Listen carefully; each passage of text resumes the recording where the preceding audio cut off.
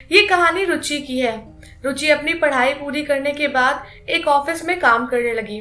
उसकी लाइफ में वैसे सब कुछ ठीक था, लेकिन उसके लाइफ में एक पार्टनर की कमी थी और वो कभी इस मैटर में लकी नहीं रही, क्योंकि उसकी लाइफ में जो भी लड़का आया या तो उसने उसे चीट किया या फिर किसी और इधर से छोड़कर चला गया। बहुत टाइम बीत गया और रुचि उम्मीद खो चुकी थी कि उसकी लाइफ में शायद कोई आएगा भी।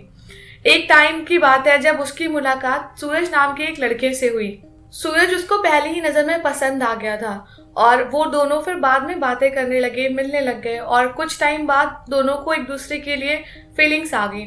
और ये चीज सूरज ने उसके सामने कन्फेस की और उसको उससे शादी करने के लिए पूछा। रुचि ने बिना कुछ सोचे समझे तुरंत हाँ कर दिया और इसी के बाद वो दोनों शादी करके साथ में रहने लग गए। रुचि और सूरज दोनों वर्किंग थे और सारे बिल्स पे करने के लिए और घर का खर्च चलाने के लिए दोनों ही लगातार काम करते थे। एक दिन की बात है जब रुचि अपने ऑफिस से टाइम पर अपने घर वापस आ जाती है, लेकिन सूरज जिस टाइम पे रोज आता था उस टाइम पे घर वापस नहीं आया।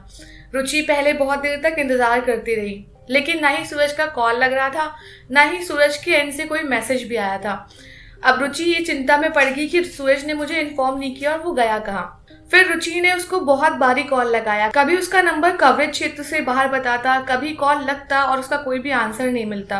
उसे बहुत ज्यादा चिंता हो रही थी और उसने काफी देर तक वेट किया, लेकिन उसके बाद में जाके वो अंदर अपने रूम में बैठ गई और सूरज पे गुस्सा करने लग गई कि ऐसा कौन सा काम है जो उसे बिना बताए करने के लिए निकल गया और उसे ना ही फोन किया, ना ही कोई मैसेज डाला।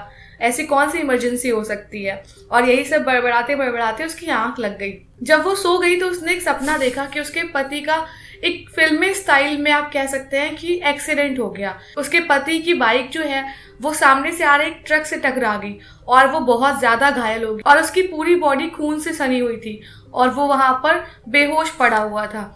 जैसे ही उसने ये सपना देखा उसकी आंख खुली और वो पूरी तरह से डरी हुई थी। पूरा पसीने में उसका शरीर तरबतर हो गया था। तभी उसको नीचे से उसके पति की बाइक की आवाज आई। वो बिना कुछ देखे समझे फटाफट नीचे उतरी और देखने लग गई कि उसका पति वापस आ गया है।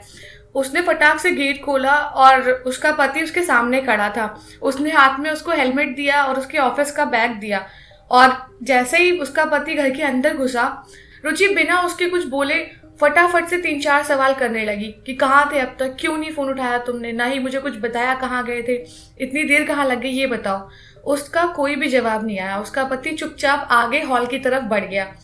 तो रुचि गुस्से में बोलने लग गई, पहले तुम इतना लेट आए, उसके बाद तुम अब मुझे कोई जवाब भी नहीं दे रहे हो, बताओगे मुझे क्या चल रहा है। और जैसे रुचि ने इतना कह के पीछे मुड़ के देखा, वहां पर कोई भी नहीं था। रुचि अब विश्वास नहीं कर पा रही थी कि ये सच है कि झूठ है। मतलब उसका पति आया नहीं आया, जो कि उसने हाथ में उसको हेलमेट दिया और बैग दिया। सामान को साइड में रखते हुए रुचि एक सोफे पर बैठ गई और वो सुबह होने का वेट करने लग गई, क्योंकि उसके पास अब कोई भी ऑप्शन नहीं था, क्योंकि ना ही घर में कोई था और ना ही सूरज से उसकी बात हो पा रही थी।